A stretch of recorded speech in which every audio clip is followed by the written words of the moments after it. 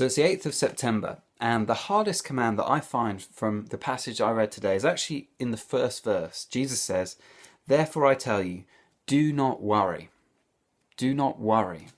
And often what we can do is we can skim through as we read the Bible without letting the words sink into our souls. Do not worry. What are you worried about today? What worry can be in the UK today, where we live these stressful, busy lives, is it can be a bit like when you go and have a shower and you switch the light on and the fan comes on in the background. And you know when it comes on, you kind of notice it for the first 30 seconds and then it fades into the background. You don't really notice it anymore until you switch the light off and it's suddenly the fan kills and you realise it was going on all along. Often with worry, we can have this constant buzzing in the background that just fades, and we begin to think this is how life is meant to be. I'm meant to live in a place where I'm feeling anxious all the time, where I'm feeling constantly on edge. If this is not a problem for you, that's wonderful, but for some of us it is. Can you remember the last time you totally just felt at peace? You just felt completely relaxed?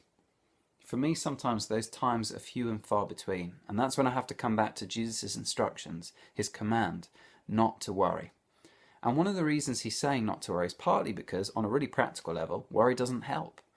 Can any one of you, by worrying, add a single hour to your life, he says? It's like a rocking chair. It gives us something to do, but we don't get anywhere with it.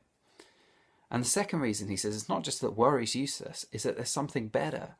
You have a Father who knows what you need. So for a Christian, the way that we live our lives is not, hey, don't worry, be happy. And it's not, don't worry, because it'll all work out in the end. It's don't worry because your Father knows what you need.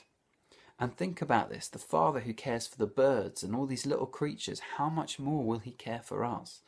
Sometimes I find myself saying to the Lord, look, I trust you for my eternal salvation, but I'm pretty sure I can't trust you to provide for me to get to the end of the month. I trust you for my eternal salvation, but I'm afraid I can't trust you with my future career. I can't trust you with my job. I can't trust you with whatever is stressing you out. Actually, that if we stop and think about that, we realise how much that doesn't make sense. If we can trust him for the big things, like eternal salvation, then we can trust him for the small things also. And Jesus is saying he knows what you need. That need that you have, maybe that you haven't brought to him yet, but that you've got there, he knows that you need that. And so what we do is in prayer we come to him with these needs. We lift them to him and we ask him to care for us and we ask him to help us. And he will. Ask, seek, knock, and we will find him waiting right there. What are you worried about today? Give it to him. Lift it to him. And allow him to take it from us and care for us. He's unbelievably kind, is God. And sometimes we forget that. The hardest thing sometimes is to obey the commandment, not to worry. Let's choose to obey it today.